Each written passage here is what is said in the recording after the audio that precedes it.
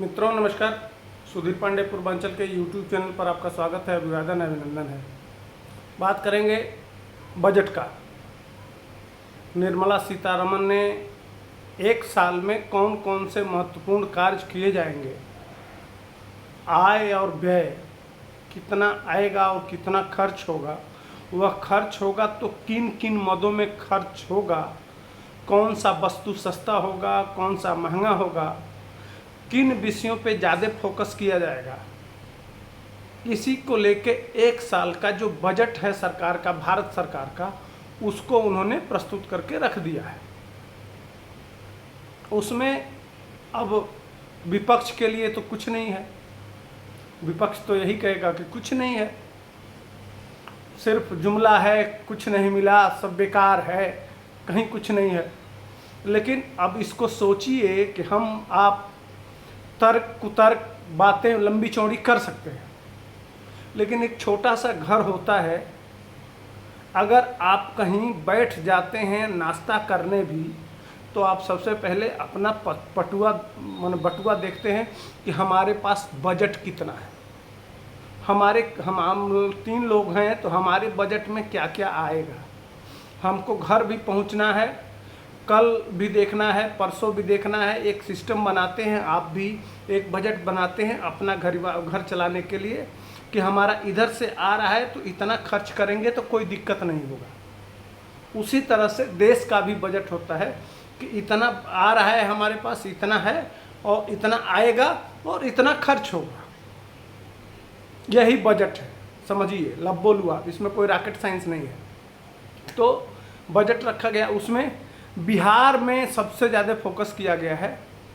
आंध्र प्रदेश को भी कुछ स्पेशल दिया गया है। सरकार लंगड़ी है तो बिहार को भी फायदा मिलेगा, आंध्र को मिलेगा, स्वाभाविक है। अब विपक्षी कह रहे हैं कि नहीं, बाकी प्रदेशों को ध्यान नहीं दिया गया है, अपनी सरकार बचाने के लिए बिहार और आंध्र प्रदेश को ज़्यादा दिया गया है। तो जहाँ से वोट मिलेगा वहाँ तो स्वाभाविक है कि थोड़ा सा ज़्यादा भाई, कोई बच्चा ज़्यादा कमाता है तो उसके तरफ थोड़ा माँ बाप का ध्यान ज़्यादा रहता है। इसमें कौन सी रॉकेट साइंस है। अब उत्तर प्रदेश में 6 एक्सप्रेसवे बन चुका है। एक मायावती जी ने बनाया, एक अखिलेश यादव ने बनाया और 5 योगी जी की सरकार और भारत सरकार ने बनाया। सबसे ज़्यादा सीट कम है। उसके बदले में बिहार को अब 3 एक्सप्रेसवे मिल रहा है जहां एक भी नहीं था। तो क्या बुरा है इसमें? क्या बुराई है भाई? अब यूपी में बिजली की व्यवस्था अच्छी है, गाँव में भी 18 से 20 घंटा मिल रहा है। बिहार में थोड़ा कम है, उसके लिए स्पेशल पावर प्लांट को 21,000 रुपया दिया गया है। इसी तरह से एक्सप्रेसवे को 26,000 करोड़ रुपया दिया गया है। तमाम पुल के लिए दिया गया है, स्किल इंडिया के लिए दिया गया है, इंडस्ट्री के लिए दिया गया है, पलायन को रोकने के लिए, रोजगारों के लिए 2 लाख करोड़ रुपए का व्यवस्था किया गया। उसमें सबसे ज़्यादा बजट बिहार का है।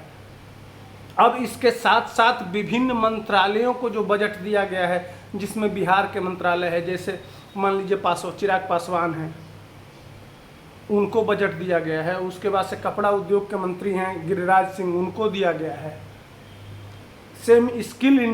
स्किल कह रहे हैं, MSME लघु सूक्ष्म एवं मध्यम उद्योग के मंत्री हैं कैबिनेट जीतन राम मांझी, उनको बजट दिया गया है।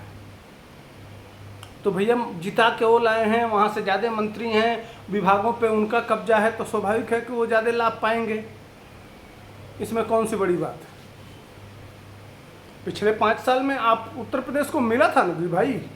अब बिहार में गया में कॉरिडोर बनाया जाएगा, स्पेशल सप्तऋषि कॉरिडोर, सप्तऋषि की योजना, और नालंदा से लेके और वहाँ तक सप्तऋषि का कॉरिडोर बनाया जाएगा।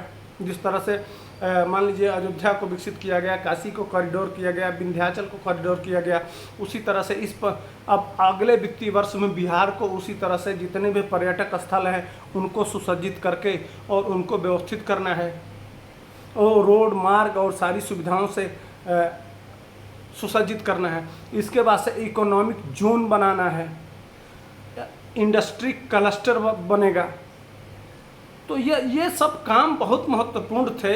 अब मान लीजिए कि अभी अभी लालू यादव कह रहे हैं नहीं वो नहीं मिला, स्पेशल राज्य का दर्जा नहीं मिला, तो भैया आप भी अपने काल में उसी समय कांग्रेस ने व्यवस्था कर दिया था कि हम स्पेशल राज्य का दर्जा नहीं देंगे, बल्कि इस तरह से व्यवस्था करेंगे कि जिसका जिस हिसाब से इनकम ऑफ रिसोर्स है उसको भारत सरकार के तरफ से बजट उतना ज़्यादा मिलेगा। पहले से ही व्यवस्था है। अब आप कह रहे हैं कि नहीं अब ये राजनीति करनी है कि बिहार को स्पेशल पैकेज दे दे, तो उत्तर प्रदेश कहेगा हम नहीं, तो आसाम कहेगा, तो उधर पश्चिम बंगाल कहेगा, तो आपस में क्षेत्रों को लड़ा दिया जाए। योजना यहाँ है, लेकिन अब इन जो पैसे बिहार को दिए जा रहे हैं उससे बिहार को विकसित कर देना है। जो उसकी मूल समस्या है पलायन, गरीबी, बेरोजगारी, इन सब पे इस पे जब ये पैसे सारे लगभग 56,000 करोड़ रुपया तो एक रोड, सड़क, पुल, पुलिया और कॉरिडोर में ही और बिजली को लेके इन 3 योजनाओं में ही 56,000 करोड़ रुपए है।